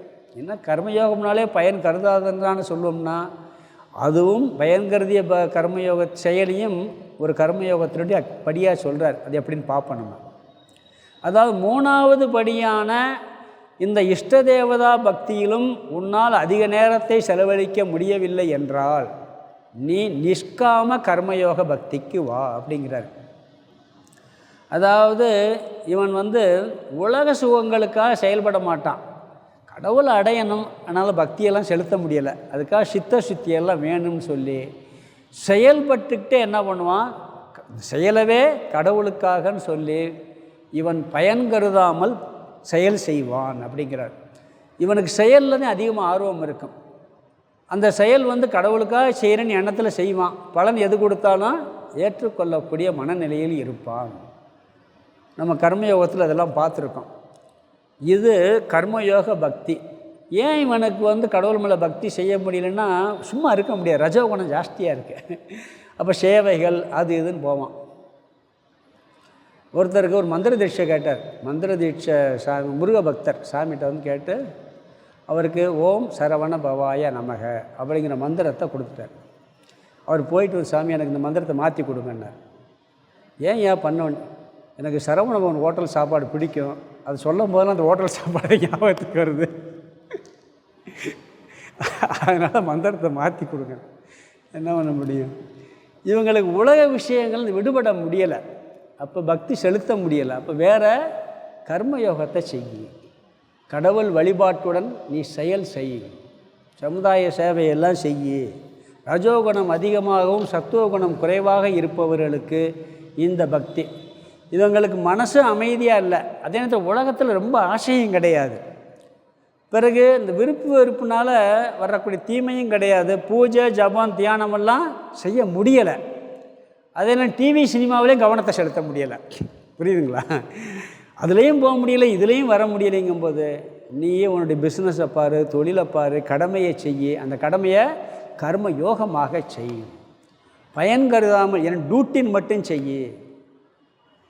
அதை நீ வந்து என்னுடைய உரிமையை எதிர்பார்க்க, உரிமையை அங்கே பார்க்கக்கூடாது. கடமைன்னு செய்யணுமே ஒழிய அதில் எனக்கு இன்னும் உரிமை வேணும்னு சொல்லி எதிர்பார்க்காமல் செய்வது கர்மயோகத்தினுடைய முதல் உயர்ந்த நிலை. அதுக்கடுத்து ஒரு கர்மயோகம் இருக்குது. இவங்க எப்பயுமே பார்த்திங்கன்னா ஒரு ஆசிரமத்தில் கூட சேவை செய்வாங்க, பப்ளிக் சேவை செய்வாங்க, இல்லை வீட்டிலையே வந்து கடமையை ஒழுங்காக பார்த்துக்கிட்டு இருப்பான். தர்மமாகவும் கடமையை ஒழுங்காக பார்ப்பான். ஆனால் உலக சுகங்கள் அவ்வளோ ஆர்வம் இருக்காது. மற்றவங்களுக்கு செய்யணும், நல்லா செய்யணும், எல்லோரும் நல்லா இருக்கணும் அப்படிங்கிற புத்தியோடு செய்வான். பலன் என்ன கிடைச்சாலும் பிரசாத புத்தியோடு ஏற்றுக்கொள்வான். பயனை எதிர்பார்த்து செய்ய மாட்டான். குழந்தைய வளர்க்கணும்னா டியூட்டி, அவ்வளோதான். அதனுடைய கடமைன்னு மட்டும் செய்வானே ஒழிய அதிலிருந்து உரிமையை எதிர்பார்க்க மாட்டான். இப்படி செய்வது கர்மயோகம். ஏன்னா இவனால் செயல் செய்யாமல் இருக்க முடியாது. சும்மா உட்காந்து தியானம் பண்ணலாம் முடியாது, ஜபம்லாம் பண்ண முடியாது. சும்மா இருக்கிறது ரொம்ப கஷ்டம், தெரியுமா உங்களுக்கு? சும்மா இருக்கிறது ரொம்ப கஷ்டம். காமராஜர்கிட்ட ஆட்சிக்கு வந்தோன்னே கேட்டாங்களாம், நீங்கள் வந்துட்டீங்க, உண்ண உணவு, உருக்க உடை, இருக்க இடம், இந்த 3 மட்டும் எல்லாத்துக்கும் ரெடி பண்ணி கொடுத்துருக்கேன்னு. அது ஜெயிலே கிடைக்கும்ல அப்படின்னாராம். உண்ண உணவு, உடுக்க உடை, இருக்க இடம் மட்டும் நீங்கள் எல்லாத்துக்கும் படுறது மாதிரி பண்ணணும், ஜெயிலே கிடைக்கும். முதல் நிம்மதியாக ஆனந்தமாக இருக்கணும்ப்பா, அதை பாருப்பான்னாராம். சொன்னான்னு சொல்லுவாங்க, ஜெயிலில் தானே கிடைக்கிது இல்லை, ஆனால் சும்மா இருக்க முடியாது. அங்கே வேலை செஞ்சுக்கிட்டு இவன் சந்தோஷமாக நிறைவோடு இருக்கணும்னா கர்மயோகம் பண்ண வேண்டும். பஞ்சமகா யஜ்யங்களை செய்து கொண்டு, கர்மயோகத்தில் பார்த்தா தேவ யஜ்யம், பித்ரு யஜ்யம், ரிஷி யஜ்யம், மனுஷி யஜ்யம்லாம் 3வது அத்தியாயத்தில் பார்த்துருக்கோம். 5 விதமான வேள்விகள்னு பார்த்தோம். அதெல்லாம் செஞ்சுக்கிட்டு இவன் கடமைகளை செய்து கொண்டிருப்பான். அதர்மமான செயல் செய்ய மாட்டான், தர்மமான செயல் செய்வான். அதில் வந்து அதாவது நிஷித்த கர்மத்தை செய்ய மாட்டான், ரொம்ப ஒரு ஆசைப்பட்டு செயல் செய்ய மாட்டான். கடமையை அழகாக முறையாக செஞ்சுக்கிட்டு போவான். அதில் வரக்கூடிய பலனை வந்து எதிர்பார்க்க மாட்டான், கிடைக்கிற பலனை ஏற்றுக்கொள்வான். இவனுக்கு மானச பூஜை, மானச ஜபமெல்லாம் முடியாது. 1 மணி நேரம் நீங்கள் வந்து இந்த சேவை செய்யினா செஞ்சிருவான். 5 நிமிஷம் உட்காந்து தியானம் பண்ண முடியாது. முடியுமா? நிறைய பேருக்கு அதான கஷ்டமாக இருக்குது. கோயிலில் போய் சேவை செய்ய சொல்லுங்கள், செஞ்சிருவாங்க. அதாவது கோயிலில் சர்வீஸ் பண்ணுறதுக்கு நிறைய பேருக்கு ஆர்வம் இருக்கும், ஆனால் கோயிலில் பூஜை பண்ணுறதுக்கு ஆர்வம் இருக்காது. சில பேர் கோயிலை கட்டுவாங்க, ஆனால் கோயிலில் சாமிகிட்ட பக்தி இருக்காது. கோயிலை கட்டுறதுலாம் அவருக்கு ஈடுபாடு இருக்கும். சிவன் சில பேர் பாருங்கள், சில பேர் சிவனுக்கு பூஜை பண்ணுவாங்க, சிவன் அடியார்களுக்கு சேவை செய்வாங்க, அடியார்களுக்கு சேவை செய்வாங்க. நிறைய கோயில்களில் பாருங்க, கஷ்டப்பட்டு பாத யாத்திரை போவாங்க, அவங்களுக்கு அது முடியாது. பாத யாத்திரை போகிறவங்களுக்கு சேவை பண்ணுறது, அவங்களுக்கு சாப்பாடு கொடுக்கறது, தண்ணி கொடுக்கறது இருக்கா இல்லைங்களா? இப்படி சில நாயன்மார்கள் கடவுளை கும்பிட்டாங்க, சில நாயன்மார்கள் கோயிலை கட்டினாங்க. திருமங்கையாழ்வார் என்ன பண்ணார்? திருடி கோயிலை கட்டினார் அவருக்கு அதுதான் பூஜை. இதெல்லாம் என்னென்ன கர்மயோகம். அது முடியாதனால செய்கிறாங்க. இவர்கள் ஆலயத்தில் ஆண்டவனை தொழுவதை விட ஆலயத்தை அமைப்பதில் அதிக ஆர்வம் இருக்கும். இதெல்லாம் வந்து அந்த ஒரு உருவத்தை வழிபட முடியாமல், ஒரு உருவத்தில் ஜபம் பண்ண முடியாமல், ஒரு உருவத்தை தியானிக்க முடியாதவர்கள் நீ கர்மயோகம் செய். கர்மயோகத்தில் என்ன? கடவுள் வழிபாட்டோடு தான் கர்மயோகத்தை செய்கிறோம். தேவ யஜ்யம், பித்ரு யஜ்யம்லாம் இருக்குது. பிறகு எந்த செயல் செஞ்சாலும் கடவுள் வழிபாட்டோடு செய்கிறோம். அதில் கடமைன்னு மட்டும் செய்கிறோம், பலனை எதிர்பார்க்காமல் செய்கிறோம். இது எனக்கு அதெல்லாம் முடியாது, எனக்கு உலக சுகத்துக்காகத்தான் நான் செயல்படணும், எனக்கு இந்த கடவுள் சித்த சுத்தி இதெல்லாம் வேணாம். அப்படி கர்மயோகம் செய்கிறவனுக்கு முதல் பலன் சித்த சுத்தி கிடைக்கும். மன தூய்மை அவன் அறியாமல் அடைஞ்சு பிறகு உருவ வழிபாட்டுக்கு வந்து விஸ்வரூப வழிபாட்டுக்கு வந்து ஞான யோகத்துக்கு வந்துடுவான். அவனுக்கு அவாந்தர பலன், 2வது பலன் ஒன்று கிடைக்குமா? என்ன கிடைக்கும்னா அவனுடைய அடிப்படை தேவைகள்லாம் பூர்த்தி ஆகிடும். இந்த கர்மயோகத்தை செய்கிறவனுக்கு முக்கியமான பலன் சித்த சுத்தி. மனசில் விருப்பு வெறுப்பெல்லாம் நீங்கி மனம் தூய்மையாகி பிறகு சகுன பக்திக்கு வந்து நிர்குண பக்திக்கு வந்துடுவான். செகண்டரி பலன் என்ன கிடைக்கும்னா அவன் கடமைன்னு மட்டும் செஞ்சானா அவனுடைய அடிப்படை தேவைகள் பகவான் பூர்த்தி பண்ணிடுவார். அது 2வது பலனாக கிடைக்கும். அடுத்தது இதுவும் செய்ய முடியலை அப்படின்னா நீ ஒவ்வொன்றும் பிளான் போட்டு எனக்கு இன்ன பலன் வேணும்னு சொல்லி வேலை செய்யுங்கிறார். இதையும் கூட கர்மயோகம் சொல்கிறார். எப்படி சொல்கிறாருன்னா உலக சுகத்திற்காக உலகத்தில் உள்ள சில பலன்களை எதிர்பார்த்து நீ வேலை செய்யலாம். கோயிலே அதிகமாக போக முடியல, எப்போயாவது போகிறோம் வர்றோம். கர்மயோகமாகவும் செய்ய முடியலை, நிஷ்காமிய கர்மயோகமாக செய்ய முடியலைன்னா நீ செயல் செய், தர்மமாக செய், பலனை எதிர்பார்த்து செய். எனக்கு இந்த பிஸ்னஸ் பண்ணால் இவ்வளோ லாபம் கிடைக்கும், இது பண்ணால் அப்படி கிடைக்கும், எல்லாம் திட்டம் போடு செய். அதனுடைய சுகத்தையும் நீ அனுபவி. ஒரே ஒரு கண்டிஷன் என்னென்னா அதர்மமாக இருக்கக்கூடாது. என்ன இருக்கக்கூடாது? நீ செய்கின்ற செயல் அதர்மமாக இருக்கக்கூடாது. அந்த செயலை தாராளமாக செய்யலாம். இறை வழிபாட்டுடன் துவங்கு. எந்த செயல் செஞ்சாலும் கடவுள் வழிபாட்டோடு செய்ய, தர்மமாக இருக்கணும், அதர்மமாக இருக்கக்கூடாது. இவனுக்கு உலக விஷயத்துலேயும் வைராக்கியம் இல்லை, வைராக்கியத்தை கடைப்பிடிக்க சக்தியும் கிடையாது. அதே நேரத்தில் உலக ஆசையும் அனுபவிக்கணுங்கிற ஆசையும் இருக்குது. அதில் வெற்றி ஜெயிச்சுட்டு போகக்கூடிய திறமையும் இல்லை. நீ நல்லா செஞ்சு, நல்லா வேலை செஞ்சு, தர்மமான முறையில் செஞ்சு, தர்மமான முறையில் சுகத்தை அனுபவி. ஒரே கண்டிஷன், அதர்மம் இருக்கக்கூடாது. இன்னொன்று, இறை வழிபாட்டுடன் செய்வான். ஒரு பூஜை பண்ணுறோம், ஒரு தொழில் ஆரம்பிக்கிறோம், சாமியை கும்பிட்டு பூஜை பண்ணி ஆரம்பிக்கிறது. ஒரு படித்து முடித்தாச்சு, அந்த சர்டிஃபிகேட்டை போய் சாமி படத்துக்கு முன்னாடி எடுத்துக்கிறது. ஒரு வேலை அப்பாயின்மெண்ட் வந்துச்சு, அந்த அப்பாயின்மெண்ட் ஆர்டரை கொண்டு போய் இப்போ எல்லோரும் செய்கிறோமா இல்லையா? தரோம் போய் என்ன முதல் கடவுள் படத்துக்கிட்ட வைக்கலாட்டு என்ன பண்ணுவாங்க? சாமிகிட்ட போய் வைக்கிறது. கார் வாங்கினோன்னு என்ன பண்ணுறோம்? அதுக்குன்னு ஒரு கோயில் இருக்குது. புது கார் வாங்கணும்னு அதுக்குன்னு பூஜை பண்ணுறதுக்கு ஒவ்வொரு ஊரில் ஒரு கோயில் இருக்குது. இங்கே என்னன்னு தெரியலை. இதில் எல்லாம் பார்த்தீங்கன்னா சென்னையிலலாம் அதுக்குன்னு ஸ்பெஷல் கோயில் இருக்குது, கோயம்புத்தூரில் ஒரு கோயில் இருக்குது. எல்லா வண்டியும் அங்கே வரிசையை நிற்கும். சாவியை கொண்டு போய் அந்த சாமி முன்னாடி வைக்கிறது, வச்சுட்டு எலுமிச்சம்பழம் கோயிலில் 4 பழத்தை வச்சு 4 சக்கரத்துக்குள்ளே வச்சு பிறகு எடுத்துகிட்டு போகிறது. அது பிறகு வண்டியவே யூஸ் பண்ணுறது. இதுவரை யூஸ் பண்ணுறது இல்லை. புதுசாக வாங்கினோன்னு என்ன பண்ணுறது? 2 வீலர் கொண்டு போனாலும் அப்படித்தான். இப்படி எது செஞ்சாலும் அதை கடவுள் வழிபாட்டுடன் தொடங்குதல். இவனுக்கு சுகத்தை அனுபவிக்கிறங்கிற எண்ணம் இருக்குது. ஆனால் என்ன பண்ணுறான்? கடவுள் வழிபாட்டோடு செஞ்சு அந்த பலனை பெற்று இவனும் கொஞ்சம் காலத்தில் நிஷ்காமிய கர்மயோகம் செய்ய ஆரம்பிச்சிருவான். டியூட்டியை மட்டும் பார்ப்பான், பலனை எதிர்பார்க்காம ஆரம்பிச்சிருவான். இவன் தான் கடைசி பக்தன்கிறார். இவனும் பக்தன்ட்டார். யாரை? ஏன்னா இவன் செய்யும்போது கடவுள் வழிபாட்டோடு ஆரம்பிக்கிறான். அப்புறம் எது செஞ்சாலும் கடவுள்கிட்ட கொடுத்துட்டு அனுபவிக்கிறான். இதை சொல்கிறார். திருவிழா, தீபாவளி, பொங்கல்லாம் என்ன? இதே தான்.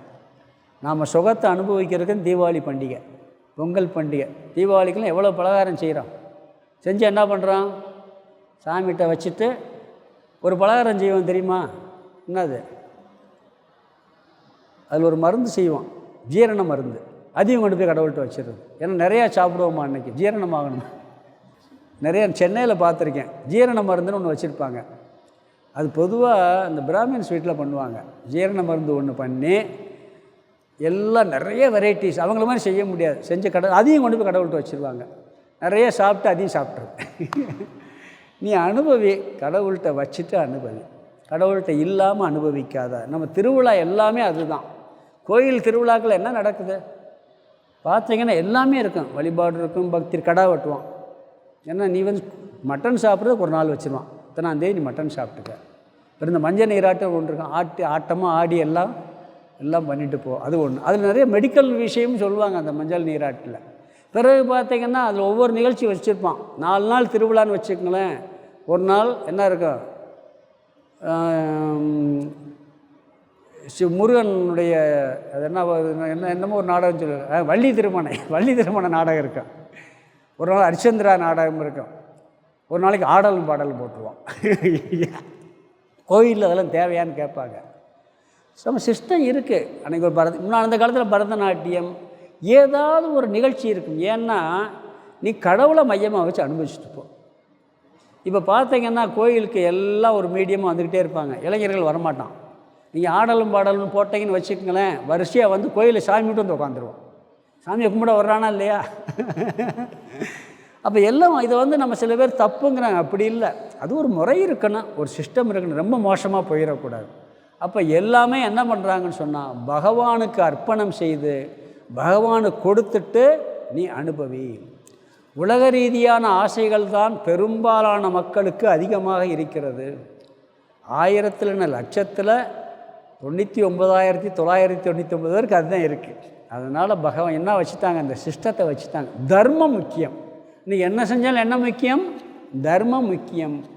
கடவுள்கிட்ட வழிபாடு பண்ணி செஞ்சேன்னு சொன்னால், நீ ஒரு காரியத்தை செய்யும் பொழுது இறை வழிபாட்டோடு தொடங்கினேன்னு வச்சுக்கோங்க, நல்ல வெற்றி அடைஞ்சின்னு வச்சுங்க. அப்பா கடவுளை கும்பிட்டு போனேன், நல்லா அடைஞ்சிருச்சுன்னு சொல்லுவீங்க. கடவுள் வழிபாடெல்லாம் போனால், நான் தான் செஞ்சேன், இந்த காரியம் நான் இல்லாட்டி இவ்வளோ வெற்றி கிடச்சிருக்குமா, ஏன் திறமைன்னு சொல்லுவேன்.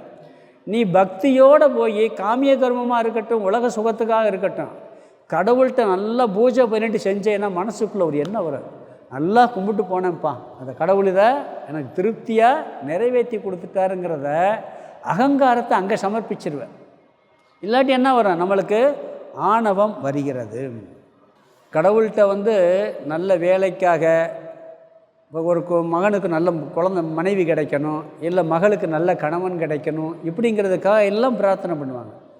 இதெல்லாம் நாமளாக தேடுறதை விட கடவுள்கிட்ட போய் நல்லா பிரார்த்தனை பண்ணி இந்த காரியத்தெல்லாம் செய்வான். தர்மமானதானே இதெல்லாம் கர்மயோகம்ங்கிறார். நீ எது செஞ்சாலும் கடவுள்கிட்ட கேட்டு பிரார்த்தனை பண்ணி வாங்கிறது.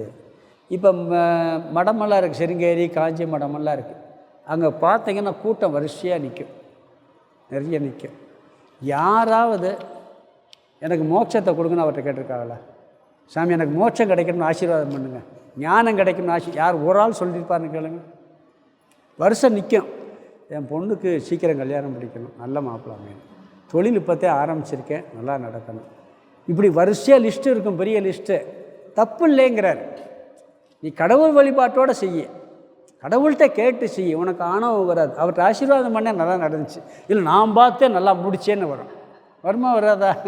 அப்போ இதுலேயும் ஒரு பிரயோஜனம் இருக்குது. ஏன்னா மோட்சத்தை விரும்புகிறவங்க ரொம்ப ரொம்ப கம்மிங்கிறாங்க. ஒரு கேம்ப் ஒன்று ஒரு இயற்கை சூழலில் ஒரு இடத்துல நடந்துச்சான். ரொம்ப இயற்கையான சூழலில், அருமையான சூழல். ஒரு 10 நாளோ 15 நாள் கேம்ப் நடந்திருக்கு. அங்கே ஆச்சாரியார் ஒருத்தர் பாடம் நடத்தியிருக்காரு. பாடமெல்லாம் நல்லா நடத்தியிருக்காங்க, எல்லாம் முடிஞ்சிருக்காங்க. அந்த முடிஞ்சு போகிற நாள் வரப்போகுது, 1 நாள் 2 நாள் இருக்குது. எல்லோரும் சாமி இந்த பாடமும் அருமையாக இருக்குது, கிளாஸும் நல்லா இருக்குது, இந்த இடம் இயற்கை சூழல் நல்லா இருக்குது, சாப்பாடு இதோடு போகிறதுக்கு மனசே வரலன்னு சொன்னாங்களாம். இவர் ஒரு ஆள் அனுப்பி ஒரு எல்லாரும் தகவல் சொல்லியிருக்கார். அதாவது இங்கே இருக்கிறவங்க அப்படியே இருந்துக்கிடலாம், உங்களுக்கு நான் பாடம் நடத்தி கட்டாயம் உங்களுக்கு மோட்சம் அடைகிற வரைக்கும் அடையாமல் விட மாட்டேன், உங்களுக்கு மோட்சம் கட்டாயம் கிடச்சிடும், சாப்பாடுக்கு உங்களுக்கு ஃப்ரீ, தங்குற இடம் ஃப்ரீ, ஃபீஸ் எல்லாம் கிடையாது, அப்படி இருக்கிறவங்க இருக்கலாம், லிஸ்ட்டை கொடுங்கன்னு சொல்லி கேட்டு வர சொல்லியிருக்காரு. என்ன சாமி நான் ஒரு பேருக்கு சொன்னால் நீங்கள் வாட்டுக்கு இருக்க சொல்கிறீங்க, இடம் பிடிச்சிருங்கிறத கொஞ்சம் மிகைப்படுத்தி சொன்னால் வீட்டுக்கு போகாமல் இங்கேயே இருக்க சொல்கிறீங்களே, முடியாது, சும்மா பேருக்கு சொல்லலாம். எனக்கே ஒரு அனுபவம் உண்டு. நான் ரொம்ப சின்ன வயசில் சாமி கூட ரிஷிகேஷ், அப்பையிலும் தேனி இடமே வாங்கலை, திருவேடத்தில் இருந்தார். ஃபஸ்ட்டு கேம்ப் ரிஷிகேஷில் போட்டார். நான் போய் இந்த வயசு 32 33 வயசு தான் இருக்கும், சின்ன வயசு. ரொம்ப ஈடுபாடெல்லாம் இருக்குது, நல்லா ஈடுபாடு இருக்குது, எல்லாம் கிளாஸ் எல்லாம் இருக்குது, நல்லா கேட்பேன், எல்லாம் பண்ணுவேன். அந்த ரிஷிகேஷ் ஆசிரமத்தை பார்த்த உடனே இமயமலை, கங்கை, அப்பா இங்கேயே இருந்துடலாம் போலன்னு அப்படி ஒரு குஷி. அந்த இடத்த பார்த்த உடனே 5 நாள்தே ஆச்சு, 6வது நாள் எப்படா போவோம்னு என்ன வந்துருச்சு. இது இயல்பு. ஆனால் இப்போ போய் ரொம்ப நாள் இருந்துட்டு வந்தேன், 2 மாதம் 3 மாதம். அதில் அது இப்போ வேறு ஸ்டேஜ். அந்த ஸ்டேஜில் அப்படி சொல்லுவோமே இருக்க முடியாது. அவங்களுக்கெல்லாம் என்ன சொல்கிறாங்க, 5வது படியான இந்த கர்மயோகத்தை சொல்கின்றார். இது கடைசி ஸ்டேஜ். நீ உலக சுகத்தை அனுபவி, உலகத்தில் எல்லா சுகத்தையும் அனுபவி, தர்மமாக இருக்க வேண்டும், தர்மமாக செயல் இருக்க வேண்டும், செயல் செய்யும்போது கடவுளை வழிபட்டு செய்ய வேண்டும், பலன் கிடைக்கும்போது கடவுளுடன் வைத்து அதை பிரசாதமாக எடுத்துக்கொண்டு அனுபவிக்க வேண்டும். இது செஞ்சு இதில் வெற்றி அடைஞ்சிட்டேன்னா நிஷ்காமிய கர்மயோகம். பலன் கருதாமல் டியூட்டின்னு மட்டும் பார்க்கறது. எனக்கு உலக சுகத்துலலாம் இச்சை கிடையாது, ஏதோ இருக்கிறது வரைக்கும் இருக்க, செயல் செய்ய வேண்டிய என்னுடைய கடமை. இது 2வது ஸ்டேஜ். 3வது ஸ்டேஜு ஒரு உருவ வழிபாடு, நிறைய தியானம் ஜபம் பண்ணுறாங்கல்ல, இத்தனை லட்சம் பண்ணுறது அப்படின்னு பண்ணுறோமா இல்லையா? டெய்லி நான் இத்தனை நாள் 1000 பண்ணுவேன், 2000 பண்ணுவேன், 3000 பண்ணுவேன்னு சொல்லி ஜபம் பண்ணுறது, கடவுளவே தியானம் பண்ணுறது ஒரு உருவத்தில். இது முடிஞ்ச உடனே அடுத்து எல்லாவற்றையும் கடவுளாக பார்த்தல். இதுக்கு பிறகு நிர்குண பக்தி, இப்படின்னு சொல்லி 5 படிகளை அவர் சொல்லுகின்றார். அதனால் என்ன சொல்கிறாருன்னா, எல்லாமே இறை வழிபாட்டுடன் தொடங்குவது இந்த கடைசி பக்தி. அதனால தான் இந்த கடைசி பக்தியில் குழந்தை பிறந்தால் கூட என்ன பண்ணுறாங்கன்னா ரொம்ப கஷ்டப்பட்டு வழிபாடோடு பிறந்துச்சின்னு வச்சுங்களேன். குரு பிரசாத்து, கிருஷ்ண பிரசாத்து, இந்த பிரசாத்துன்னு பேரை சேர்த்து ராம் பிரசாத்து, தேவி பிரசாத்தெல்லாம் பேர் வைக்கிறது உண்டு. ஏன்னா கடவுள் கொடுத்த குழந்தை. ஒருத்தர் அல்லா பிச்சைன்னு பேர் வச்சுருந்தார்.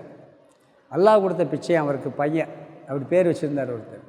அது என்னன்னா சிருங்கேரி மடத்தில் அவர் வந்திருக்கார். சங்கராச்சாரியார் கேட்டிருக்கார், பேர் என்ன, அல்லா பிச்சைன்னு இருக்கார். சங்கராச்சாரியார் நானும் ஓங்கார சாமி போயிருக்கும்போது சொன்னார் இந்த விஷயத்தை. அவர் 25 வருஷம் கழித்து வந்திருக்கார். முதல்ல வந்துட்டு கரெக்டாக ஞாபகம் வச்சு நீ அல்லா பிச்சைதேன்னு சொன்னாராம். ஏன்னா அந்த கடவுள் கொடுத்த பிச்சைங்கிறத பேர் இருந்ததுனால அதுவும் ஒரு அந்த மதத்தில் இவர் கரெக்டாக ஞாபகம் இருந்துங்கிறார். 25 வருஷம் கழித்து அந்த உருவத்தை ஞாபகம் வச்சு கேட்டாராம். சாமி சொன்னார், இப்படி இந்த பிச்சைன்னு பேர் வைக்கிறது, பிரசாத்துன்னு பேர் வைக்கிறதெல்லாம் என்னென்னா, நாம் உலக சுகத்துக்காக கடவுளிடம் பிரார்த்தனை பண்ணி ஒன்று கிடைச்சா அதை என்ன பண்ணுறான், கடவுள் பிரசாதம் என்று பிரசாத்துன்னு பேர் வைக்கிறோம், இல்லை அவர் போட்ட பிச்சைன்னு சொல்லி பேர் வைக்கிறோம். இதெல்லாம் என்னன்னு சொன்னால் காமிய கர்ம, அதாவது காமிய கர்ம யோக பக்தி, கடைசி பக்திங்கிறார். எதாக இருந்தாலும் பூஜையோடு செய்கிறது, தர்மமான போகமாக இருந்தாலும் பூஜையோடு செய்வது. கம்யூனிஸ்ட் கட்சிக்காரங்க கூட பாருங்கள், தீகா கட்சிக்காரங்க கூட வெளியே தான் சும்மா பேசுகிறது, வீட்டில் ஒய்ஃபை வச்சு பூஜை பண்ண விட்டுருவார் எல்லாத்தையும். தீகா கட்சி தலைவர் வீட்டில் ஒருத்தர் சொன்னார், தீகாவினுடைய முக்கியமான தலைவர், பெரிய தலைவர் அவர், இந்த பூணில் இருக்கிறது தாலி இருக்கிறதெல்லாம் மேடையில் வச்சு நடத்துவார். வீட்டில் வெள்ளிக்கிழமை இப்போ அமாவாசை ஆச்சுன்னு சொன்னால் பூசணிக்காய் உடச்சிருவாங்களாம். குழந்த ஸ்கூலுக்கு போகும்போது அந்த அம்மா சகனம் பார்த்தேன் வெளியே அனுப்புமா. எப்படி இருக்கு அவருக்கு. ஆனால் வெளியே மேடையிலெல்லாம் பெரிய பிரசங்கமெல்லாம் அப்படி தான் இருக்காங்க. அந்த பூஜையோடு செய்யக்கூடிய ஒரு பண்பு இது கடைசி. இதுக்கு இன்னும் கொஞ்சம் விளக்கம் இருக்குது. முடிச்சுட்டு அதுக்கு பிறகு இந்த பக்தியினுடைய பலனை சொல்ல போகிறாரு. அதை நம்ம நாளைக்கு வகுப்பில் பார்க்கலாம். நாளைக்கு அனைவரும் பாதி நேரத்தில் முடிஞ்சிடும். 13வது அத்தியாயம் ஆரம்பிச்சிடலாம். ஓம் பூர்ணமத பூர்ணமிதம் பூர்ணாத் பூர்ணமுதட்சியதே பூர்ணஸ்ய பூர்ணமாதாய பூர்ணமேவாவசிஷ்யதே. ஓம் சாந்தி சாந்தி சாந்தி. ஹரிஹி ஓம் ஆதிகுருநாத சுவாமிக்கு ஜெய்.